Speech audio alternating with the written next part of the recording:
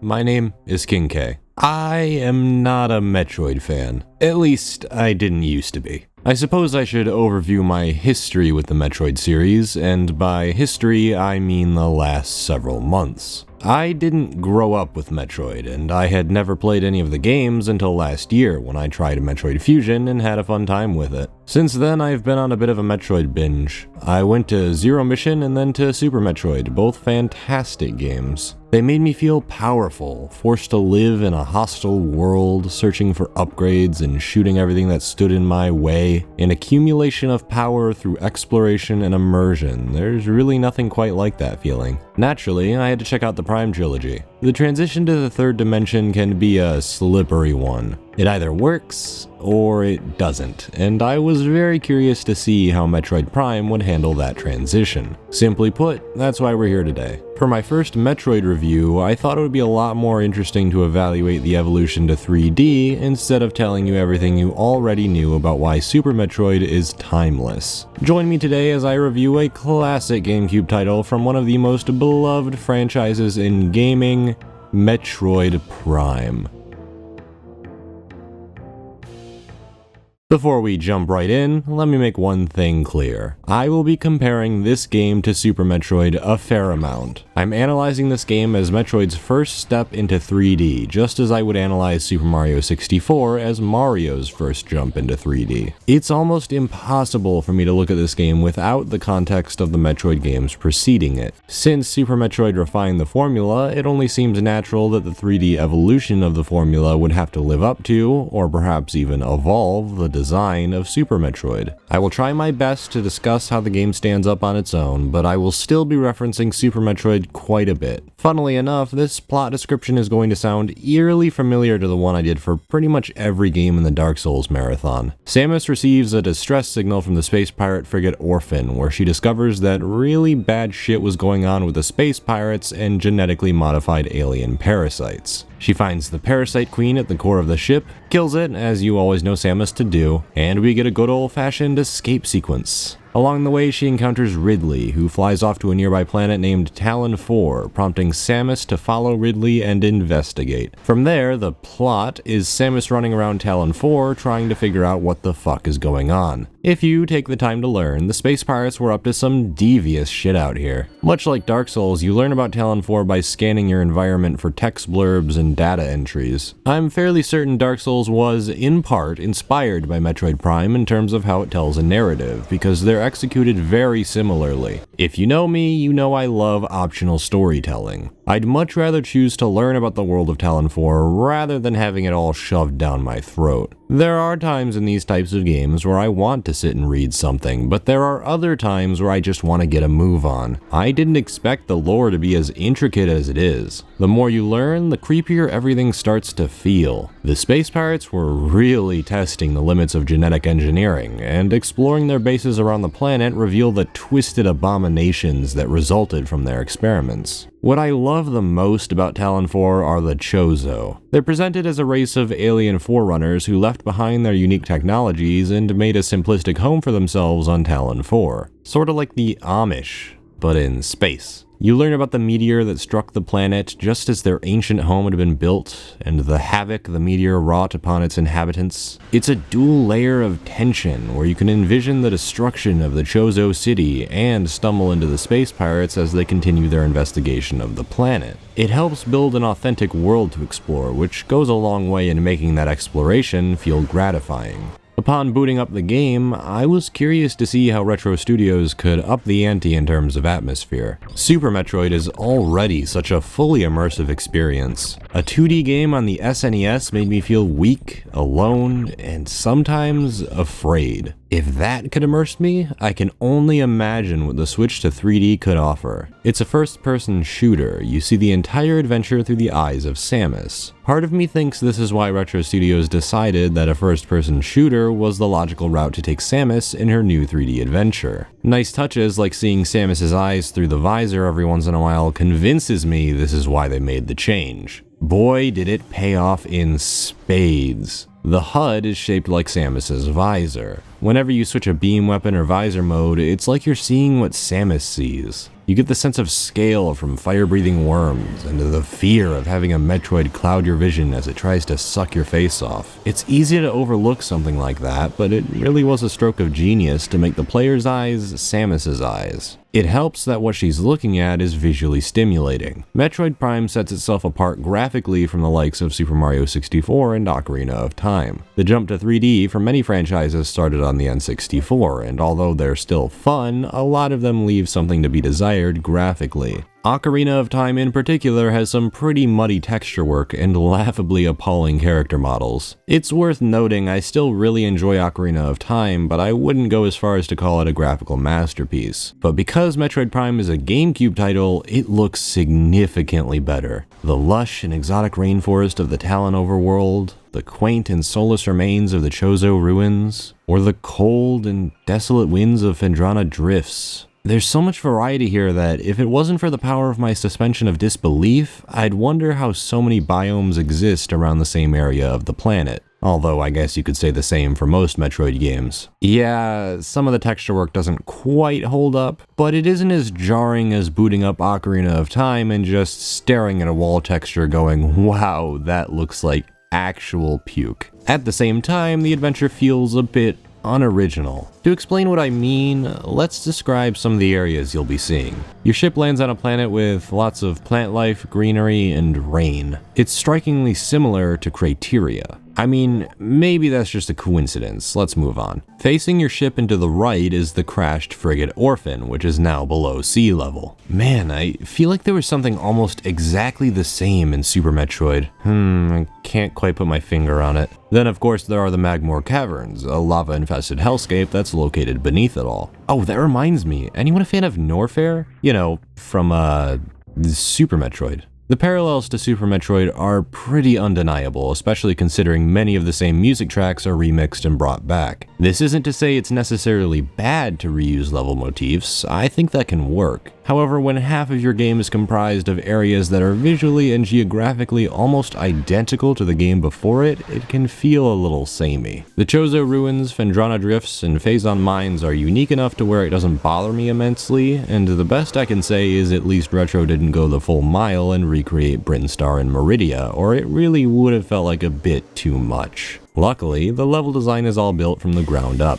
It's important to note how different it is to approach level design in a 3D space than in a 2D one. Super Metroid was a mix of horizontal and vertical hallways, which allowed for both vertical and horizontal navigation. The reason this was manageable is because Samus's movement speed, paired with the smaller size of each area, made sure that exploration was quick and easy. The real challenge was figuring out where to go. Metroid Prime crafts its level design far more horizontally than vertically. Retro Studios did this to accommodate Samus's nerfed mobility. She has a default walking speed, no screw attack, and she's lost her ability to wall jump, which pretty much explains why there's less of a focus on vertical tubes. While it sounds stupid to remove what makes Samus so versatile, the downgrade is justified. Trying to make Samus zip around at the speed of light in first person would probably get disorienting after a while, and Retro wanted to make a more immersive experience, so making her move slowly falls in line with that goal. As for the screw attack and wall jump, those two abilities are perfect examples of gameplay mechanics designed solely for the X and Y axis. The screw attack was incredibly useful in Super Metroid. It served a dual purpose. It let you clear through a room full of enemies without breaking a sweat, and let Samus float over gaps with relative ease. As you might imagine, it doesn't quite work like that in 3D. Enemies aren't restricted to the same plane as you, so hitting them with the forward-moving screw attack would be next to impossible. It would probably be doable, but that misses the point of it being a convenient upgrade. I could only imagine how disorienting it would feel to attempt a wall jump while still in first person. You could theoretically change the angle of the camera, but you'd also have to set up predetermined wall jump locations, which would make the wall jump extremely different from how it functioned in Super Metroid.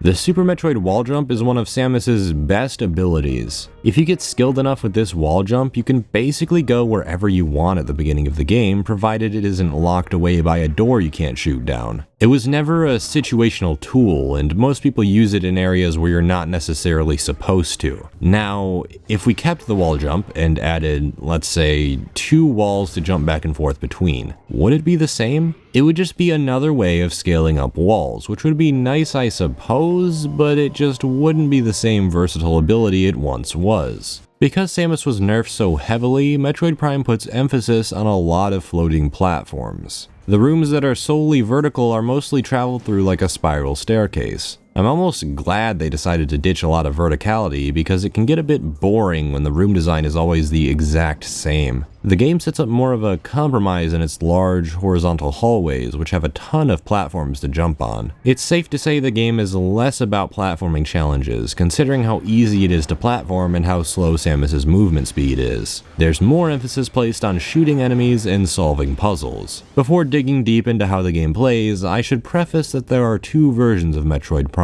The first is the GameCube original, but in 2009, all 3 Metroid Prime games were remastered in HD for the Wii. They featured 16:9 widescreen and all new aiming controls with the Wiimote. I've played both versions, which have more differences than you might initially think. The most obvious change comes with the controls. The GameCube version doesn't support dual analog. Rather, the horizontal aiming is handled whenever Samus moves to the right or left, and when you hold the R button, Samus stops in place and you aim the cursor with the left analog stick. She can lock onto enemies with the L button, which is almost essential if you're going to hit anything. You can't exactly aim at an enemy like you would in any other FPS, since the reticle will always snap back to the exact middle of the screen whenever you move it in any direction. This makes precise aiming a bit of a bitch, which is why the lock-on is such an essential feature. You might wonder what the point of shooting enemies is if you can't aim incredibly well, which is a valid point. Metroid Prime is an interesting case, where instead of worrying about whether your shots will land, it's more about trying to avoid enemies who charge or shoot at you. The reason you can aim at all is to hit stationary objects with your missiles, or to aim the reticle in the general direction of the enemy so that the lock-on will snap to them. It sounds janky, and for the first several minutes it feels really janky, but it surprisingly isn't that hard to adjust to. Enemies aren't designed in a way that would make you want to be twitchy with your aiming, and many of them stand still every now and then so you can get a shot in. There's no question the aiming is better in the Wii version since it's controlled independently from your movement. It's true dual analog through motion controls. This is something I'm sure Retro wanted to implement on the GameCube controller, but once they got wind of the nub that is the C-stick, they decided dual analog just wasn't happening. Unfortunately, the control for certain other actions just doesn't feel as natural in the Wii version. Sure, stuff like jumping is still pretty easy, all you really have to do is press the B button. It gets a little dicey when you try to launch a super missile. In the GameCube version, you just have to hold down A for a charge shot and then press Y and it launches a super missile. Those 2 buttons are in very close proximity on the GameCube controller, so it's easy to slide your thumb over to the Y button to launch it. The Wii version clearly tries for the same thing, but because of the design of the Wiimote, I feel it's a bit more cumbersome. You have to hold down the A button and then press down on the D-pad. Now, the D-pad isn't that far off from the A button. However, there's enough of a gap that every time you want to launch a super missile, you need to slide your thumb up a ways, which requires a lot of on-the-spot repositioning. It's by no means a deal breaker, but it's also not ideal. It's also more reliable to switch visors and beams on the GameCube controller than it is on the Wiimote. You either press a direction on the D-pad or shot the C-stick in any direction to switch on the fly. In the Wii version, you have to hold either the minus button or the plus button and then point toward which visor or beam you want. It takes a few seconds longer, and I've found that it isn't always reliable. I swear I've had one too many occasions where I've hovered over a beam upgrade and it didn't switch my beams, which is fucking annoying when I'm in the middle of a firefight and need the fucking wave beam. In short, the GameCube controls feel a bit more streamlined and the controller layout feels a bit more natural in a few areas, but the pseudo dual analog the Wii version utilizes makes for much better aiming control. It's not as simple as saying one control's better than the other, it's more of what you prefer to play. It would be very short-sighted to simply wave off the Wii version simply because it uses motion controls, but I wouldn't say that version handles its control scheme better than the GameCube version overall. I think it's more impressive that I started with the Wii version and could still get into the controls of the GameCube version. That's a testament to how well implemented they are given the limitations of the GameCube controller. Metroid Prime adds something new to Metroid in the form of the scan visor. When you aren't lighting up Talon 4, you'll be using the scan visor to scan objects of interest to learn about new enemies and their weaknesses, activate switches in elevators, and collect data logs from the Chozo and Space Pirates, as I mentioned earlier. I love the inclusion of the scan visor because it means if you want to find out what something does, you can find out on your own. There's no nagging tutorial fairy who tells you what everything does. You find that shit out on your own. You control the pace of the game. If you want lore, you can read lore. If you want to know about a boss, you can find out. But if you don't want to do any of that, you don't have to. That's why when I see people complaining about how much scanning there is in the Prime games, it confuses me because most of the scannable objects are not required. You're only required to scan elevator controls and door locks. Admittedly, that seems a bit gimmicky, like why can't you just press A on it, but it's inoffensive at best. The other visors are pretty damn cool as well. If anything, they're a bit underused. The thermal visor lets you track anything that gives off a heat signature, which can expose invisible space pirates or locate electrical panels hidden in the walls. The X-ray visor does pretty much the same thing, but reveals hidden platforms and breakable walls. They can both be pretty situational, but there's an undeniable charm in turning on the X-ray visor and finding a bunch of hidden platforms that lead to a new power-up. I'm kinda surprised how perfectly they nailed the power-up locations, since it expertly captures what made them so great in Super Metroid. In that game, secret areas were textured slightly differently than other blocks. It was pretty easy to spot a block you could bomb your way through. When there were secrets hidden inside regular walls, you could use the X-ray scope to spot them. Metroid Prime works in exactly the same way, except the clue to figuring out if you can interact with an object is done through the scan visor. The first step is recognizing that an object looks out of the ordinary. The second step is to scan it with your scan visor to investigate. It'll tell you what the object is made out of, like Bendesium for example, always highlighted in red as a point of interest. The third step is to open up your inventory and figure out if you have a weapon that destroys Bendesium, and would you look at that, the power bomb can destroy Bendesium. Now whenever you see something that's made out of Bendesium, you know you can power bomb it, and it's a tiny bit more satisfying to figure out than if the text log had just said, "Lol, use the power bomb, bitch." The upgrades themselves are pretty much unchanged, consisting mostly of missile expansions and energy tanks. Many of the core upgrades are series staples as well. The Morph Ball bombs, power bombs, missiles, super missiles, various suit, wave beam, ice beam, grapple beam, plasma beam, space jump boots.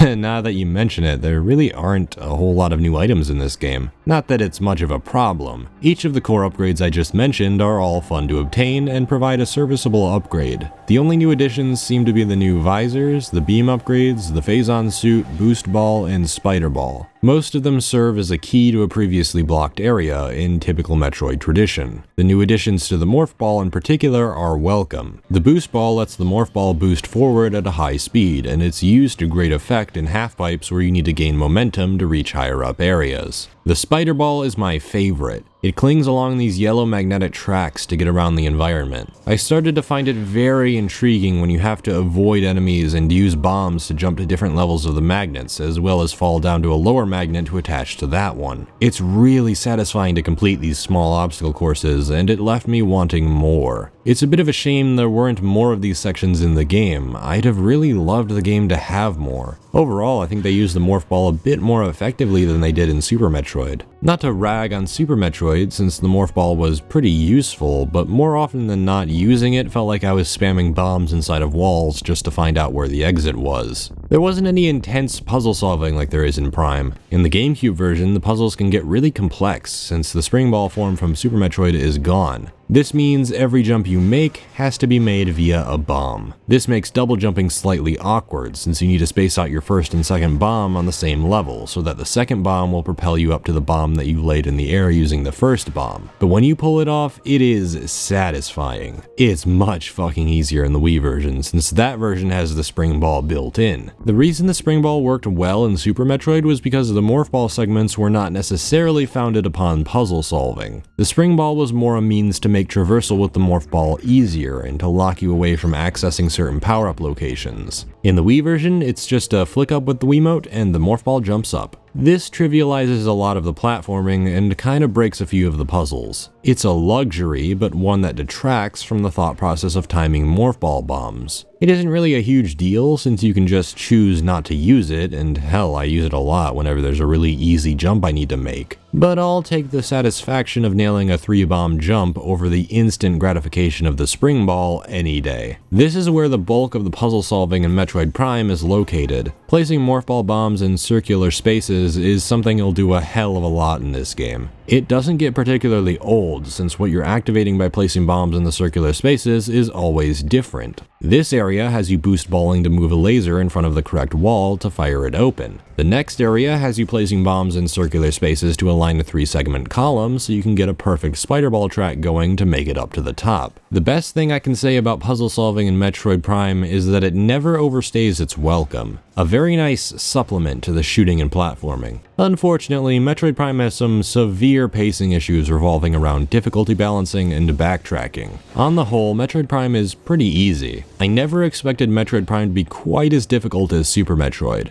Again, the switch to 3D brings with it many inherent design challenges. Difficulty has always been something that 3D games have had to adapt to. 2D difficulty is as easy as plopping an enemy in front of you, because avoiding that enemy isn't as simple as, oh, I'll just walk around it. You either have to kill it or jump over it. Super Metroid is pretty smart in this respect because it often places enemies on both the floors and ceilings. This is to ensure there's not an easy way for you to jump over enemies and incentivizes you to engage with them in a firefight. In 3D, it's very easy to walk around enemies and pay them no mind. The only time you can't do that is when a door is locked and you must eliminate every enemy in the room, which happens a lot with space pirates. Enemies serve as a nuisance most of the time, making it hard for you to solve puzzles when the enemy is firing at you and canceling your actions. You're always incentivized to clear out a new room, but never is that firefight going to be as intense as something in Super Metroid. That being said, they did a fine enough job making the engagements fun anyway. Bullets have travel time, so dodging them with the dash is fun, and the Metroids are always a bitch to deal with, especially the later ones that you can't freeze. The Chozo ghosts seem to get a lot of hate, which is understandable to a certain extent. They appear quite frequently, they scream a lot, they have their own music track which could get a little bit grating, and their primary means of attack is to play a game of hide and seek. The best way to describe how they operate is that they go into hiding and then pop out every so often to poke you with a blast of energy. Controversial opinion alert, I think the Chozo ghosts are some of the best encounters in the game. There's something discomforting about the idea that I don't know where the ghosts are until they reanimate, so I'm constantly shifting my camera around to find them. I will admit I readily skip past them when forced to backtrack through the areas they appear in, but if I'm ever forced to fight them, it's a fun time. They even bring with them a bit of the charm of Super Metroid, since when you obtain the X-ray visor, they are infinitely easier to take out. Much like when you acquire the speed booster, it allows you to charge through a room full of enemies with relative ease. It isn't to say the enemies in Metroid Prime can't be competent, but many of the encounters don't feel as challenging or tense as I would have liked. Where it sort of destroys the pacing is in the boss fights, which are underwhelming at best and a tedious slog at worst. Flagra is admittedly a good start, just need to stun it with a few missiles and then shoot the sun reflectors giving it energy. Once they're pointing elsewhere, you morph ball up and bomb a fourth of the support beams. The challenge ramps up with each bomb you place, as more sun reflectors shine on Flagra, and Flagra can bring reflectors you shot up back down if you aren't quick enough. It's a nice fight,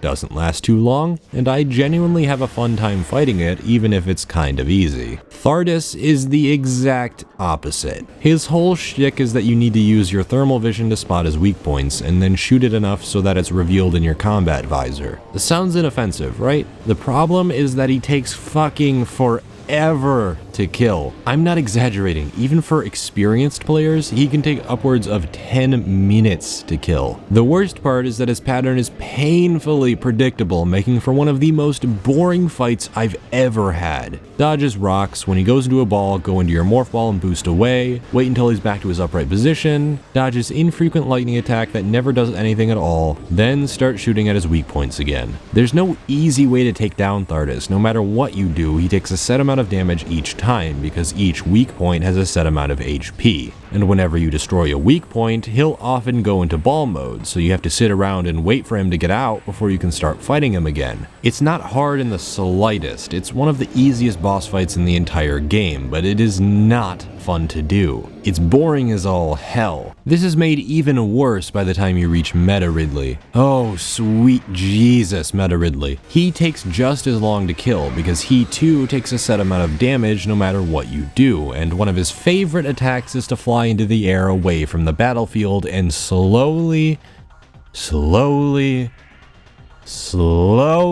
turn around so he can dive bomb you. This happens twice in a row each time it's triggered, and he does this about 10 fucking times in his fight.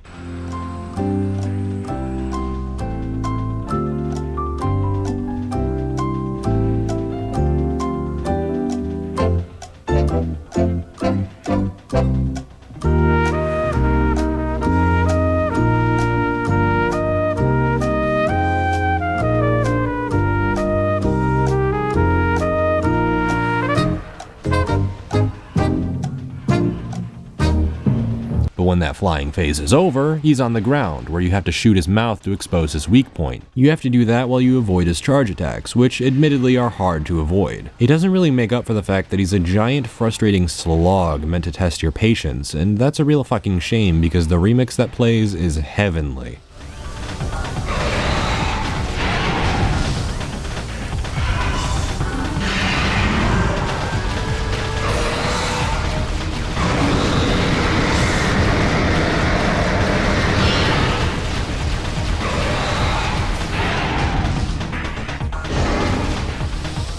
Really, if they had just stopped him from flying around where you can't hit him and made him just a bit more aggressive, he would have been a fun time. As it stands, he's just a massive time sink. The Metroid Prime fight has a really cool idea where you use your beam weapons and visors through both phases of the fight. It's a neat concept, requiring you to switch beam weapons to match the color of Metroid Prime. Then, after you beat the first phase, you fight the essence of Metroid Prime, whom hops in and out of your visors, so you have to switch between each one to find him. Then you stand in the Phazon goop he leaves behind so you can blast him with a hyper beam, much like the ending of Super Metroid, which is a nice touch. The essence of Metroid Prime is cool enough, but I can't help but feel the first phase drags on a bit too long. I really do like the concept of switching beams on the fly for a boss, but the overbearing problem persists. He takes too fucking long to kill. It isn't just that the bosses take forever to dispatch, it's also that they do next to no damage to you. Either their attacks are painfully easy to dodge, or their hit connects and shaves off 20 energy or something. It's really more of a nuisance when you get hit, since it can cancel out your charge you were building up for several minutes waiting for an opening. If the bosses just did a hell of a lot more damage to you, the fights would be plenty more engaging. There's no equivalent to Phantoon, who gave me a lot of hell. He took strategy, complex thinking. You had to make sure you weaved in and out of the energy balls, and to make sure that you were right next to Phantoon when he reappeared and you needed to shoot him. It was a thrill, and when I beat him, I was satisfied beyond belief. More often than not, it was more of a relief to finish a boss fight in Metroid Prime, and that's just sad. I'm not saying Metroid Prime had to be brutally difficult, not every game has to be,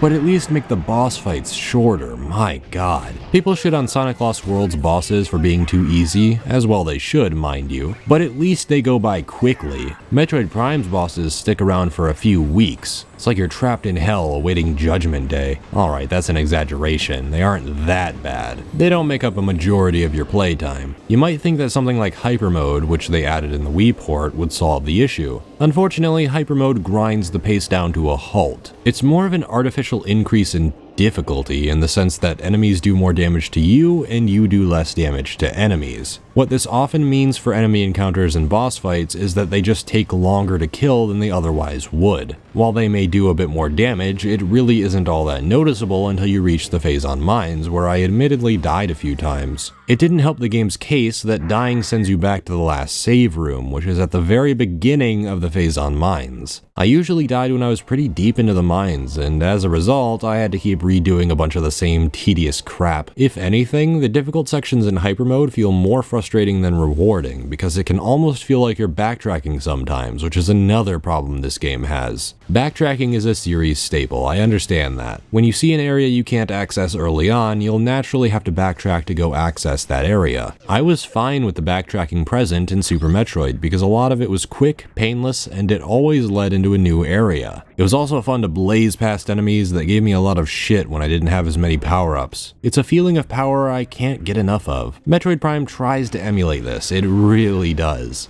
There are tons of places you can walk to in the beginning, but only a handful of places you can access. Already off to a great start, planting the seeds into players' minds to check places out later on. As you get into the Chozo ruins, you'll probably stumble upon Magmoor Caverns, which informs you there is some intense heat that you can't really deal with. That's your clue to explore the Chozo ruins more. Lo and behold, Flagra is in the Chozo ruins, and it drops the Varia suit, which is resistant to heat. Now you can explore the Magmoor Caverns. Fairly basic progression gating, but it works well enough. Once you get to Phazon Drifts, you notice there are a few jumps you can't make. Thanks to the handy feature that tells you where to go after a while, you learn that you're supposed to travel back near your ship to get something. Oh, alright. Then you make your trek back through the Magmoor Caverns. Slowly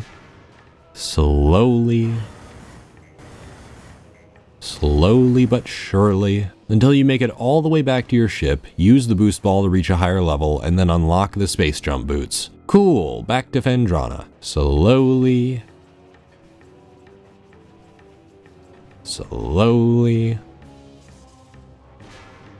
Almost there. Whew. Finally back. Now you complete the area like normal and learn you need to go back to the Chozo ruins. Alright, so back through Magmoor Caverns. Slowly. Carefully. Surely I'll get there, I just have to be patient. It wouldn't be so bad to traverse if it didn't take so fucking long, but it does. I'm willing to bet over an hour is spent traversing areas you've been through before, running past enemies because you can't be bothered, waiting in lava because it's faster, and I'll be damned, I know Magmoor Caverns like the back of my fucking hand. The amount of times they make you backtrack through Magmoor Caverns is insanity, it really is. As if it couldn't get any worse, the Chozo Artifacts enter the mix. Let's get one thing straight, they aren't hard to find. Most likely you'll have stumbled across the impact crater at the beginning of the game. If you scan the totems, you get clues as to where the artifacts may be, and sometimes hunting for them can be fairly tricky, which I enjoy. There are a few infamous Chozo artifacts in Phazon Drifts that always come up. The Artifact of Elder and the Artifact of Spirit. The Artifact of Elder is located at the top of the Space Pirate base. You have to jump into one of the towers and blow up the boxes obscuring a window. If you use your scan visor, it'll tell you that you can melt it with heat. You whip out your heat beam and you can shoot the explosives in the distance, which makes the tower fall over and allows you to get the artifact. While I had trouble finding this thing on my first playthrough, I didn't feel like it was bullshit when I finally figured it out. I can see why people struggled with this artifact, but I don't think it deserves the infamous reputation it has. The Artifact of Spirit is located in Phendrana's Edge, a giant tower-like room. At the top, if you use your power bomb to bomb a wall, it reveals the artifact. What I really don't understand about the contempt for this artifact is that people apparently completely forget that you have visors. Pop open the X-ray visor, which has taught you before that you can find breakable walls and hidden platforms, and you can see through the wall with the artifact beyond it. From there, just bomb the wall. It just seems a bit blown out of proportion to me. I can understand if you didn't think to use the X-ray visor and it frustrated you that you couldn't figure out what to do. But once you realize you can use the X-ray visor, that's when you realize it's well designed. The Chozo artifacts are well hidden, I concede that. What I really don't understand about the Chozo artifacts is that they're required to enter the final boss. And they just plop them in like, hey, you did all this cool shit, now run around all throughout Talon 4 and find these elusive fuckers. Good luck, have fun. I don't see why I couldn't have just defeated the Omega Pirate and gone on with my day. Why do I have to waste my time with a stupid artifact hunt? It doesn't add anything substantial. The satisfaction of finding these things isn't worth the slog of backtracking through a bunch of areas for the umpteenth time. I'd have been much more tolerant of this if the artifacts were optional and unlocked a cool new armor set or beam weapon. That'd be a nice reward for going out of your way to hunt for the artifacts, and that could have been an excuse to make them even harder for you to find. You have to make the reward appealing. It's a change of mindset. When I need to find the artifacts, it feels like a chore. When it's an optional extra that could help me out on my adventure, it feels like a fun side quest I can happily ignore on repeat playthroughs if I don't want to go through the hassle again. It's a real wasted opportunity, and I can only see the artifacts as needless padding. Do you really lose anything if they weren't there? I really don't think you miss much at all. If anything, it saves you some boredom. One of the coolest things about the GameCube version is that you can slightly fix some of the tedious backtracking segments through a process known as sequence breaking. If you own the original NTSC release of Metroid Prime, or acquire it via less than legal means if you know what I mean, you can do various sequence breaks to acquire some items a lot earlier than you were ever intended. In case you're unaware, sequence breaking is basically just deviating from the path laid out by the designers. In a line that goes from A to C, you can get to C without ever crossing B. That's the simplest way to explain it. When you first land on Talon 4, there's a high ledge behind you that you can't reach with a normal jump. However, if you target a vine in front of you and position yourself just right on your ship's thrusters, you can do a technique known as a scan dash to propel your way up to the ledge. You've now reached an area that requires the boost ball, an item that you don't get until much later. What's on this ledge? The space jump boots. That's right, you can get the double jump at the start of the game. As you'd imagine, this breaks a few areas, allowing you to get missiles as soon as you walk into the Chozo ruins, which allow you to enter the area where you unlock the morph ball, which means you can skip over the initial mini-boss with the Hive Mecha, which is unremarkable anyway. Now, when you make it to Phazon Drifts, you don't need to backtrack for the space jump boots anymore. Let's take it one step further. If you jump in a certain way at the very entrance to the antechamber in the Chozo ruins, you can bypass a section that requires the spider ball. This section leads to the ice beam, which you can now access before you even face Thardus. However, the more useful trick, one I'm not sure I could ever pull off, but it's insane that it exists, is that you can obtain the ice beam before you even fight Flagra. That's insane. That cuts out almost half of the unnecessarily long backtracking in Metroid Prime, if you're dedicated enough to bypass it. I really don't want to sound like a broken record, but as you can imagine, Metroid Prime unintentionally adopts this from Super Metroid. That game has so many sequence breaks it hurts. You can fight bosses out of order, get power-ups out of order, tons of crazy stuff. It's the reason why it's still talked about today, still replayed day and night. There are so many routes you can take, so many decisions you can make, and it's all thanks to clever sequence breaking. It absolutely baffles me then that Retro saw fit to remove most of the major sequence breaks with the release of the Metroid Prime Player's Choice Edition. That says to me that Retro wants people to backtrack through this game, and that's a major oversight. This isn't a multiplayer game where glitches fuck with the balance. It's a single-player game. Why does anyone care how someone plays that single-player game? None of the glitches were bad. It's not like there was a glitch where you could walk through the Chozo ruins and suddenly you fell through the floor. Something to make a repeat playthrough all the more special. All flushed down the drain with every subsequent release of Metroid Prime after the original NTSC release.